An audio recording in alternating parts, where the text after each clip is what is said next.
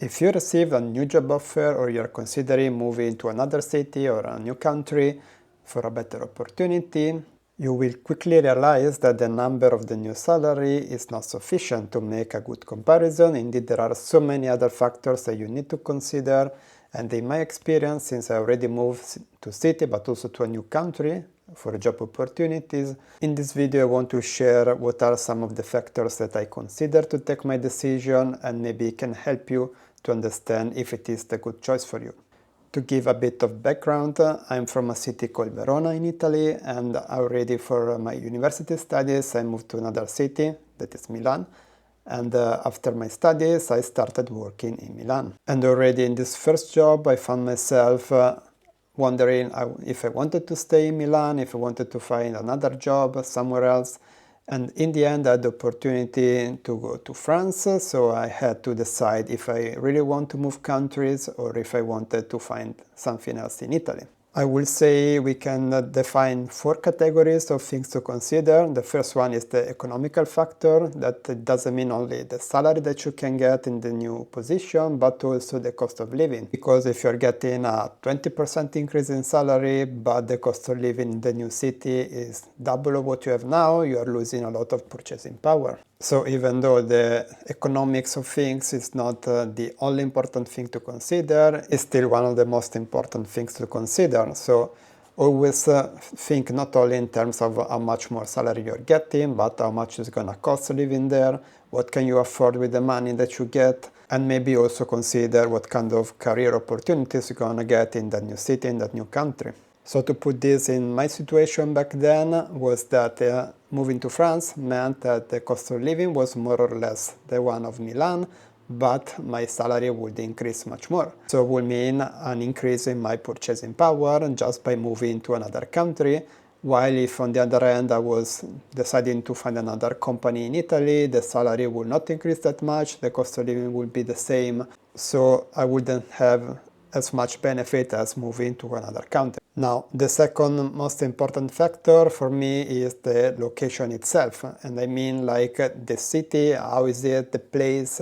For instance, if you're gonna get a huge increase in salary, but you're gonna be in the middle of nowhere in a super bad place, gray, cold, maybe it's good to save some money in a short amount of time, but it's not gonna be the best place as quality of life in your preferences. For instance, if you like, I don't know, traveling in Europe, but you have a job offer in Perth, Australia, maybe it's not gonna be so ideal for you, because getting back to Europe from Perth is going to be a long, expensive flight, and maybe it could be a deal breaker for you. Maybe for somebody else that loves to be in Australia will accept immediately this kind of position. So already from this example we can see that it's not only logical decision, but it also depends on what are your personal preferences on where you would like to live. If we get back to my example, I have to choose between Milan, that is the grey city, very cold in winter, super hot in summer, with a lot of pollution,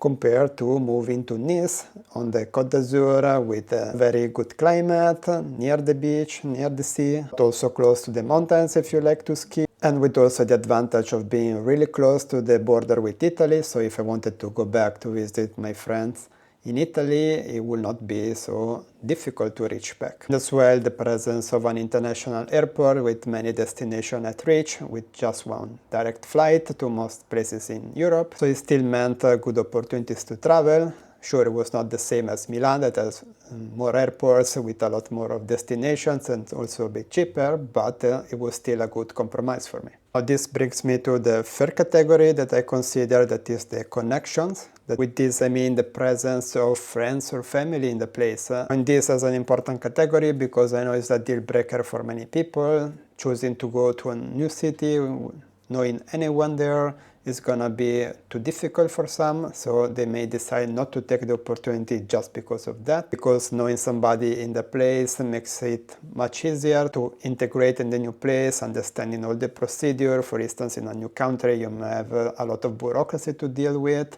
so in that case having somebody that already passed that process and that you can contact easily makes everything much more easy. For instance, in my case, I actually had a friend already living in France, in Nice, so it was much easier for me to understand all the steps I needed to do in order to start in this new place. In reality, it's not something that you absolutely need to have if you're moving to a new place. All you need is your sense of adaptability. In the end, you're gonna make new connections, new friends, you're gonna meet people from work probably. So in that case, you can still have these benefits of having contacts in the place once you arrive there. So it's just a matter of pushing you out of your comfort zone and try to interact with new people and make new friends and new connections in the new place. Now, the last category I will put to consider is the lifestyle and the culture of the new place. With this I mean everything that spaces from the local food, type of living of people living in that city, or for instance if there are specific events that you like to participate, it can be concerts, it can be the theaters or sports event to participate, and really depends on your own personal preferences. As well, you can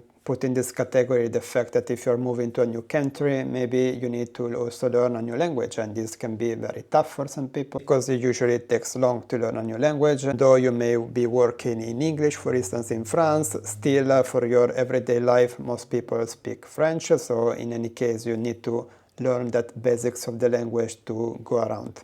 So to put all of this in perspective of my choice back then was that the culture more or less is same as Italy, so it will not be such a cultural shock.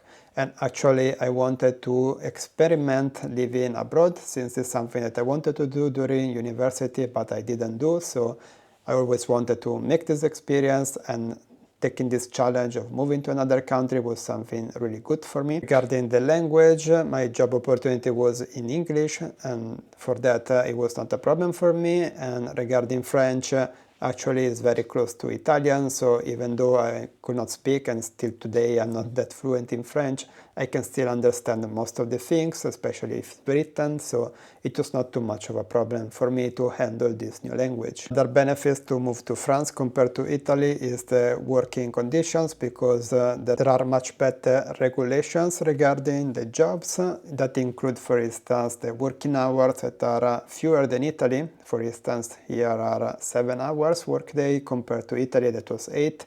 And at the time in that company was actually more like 11, 12 hours that I had to stay in the office.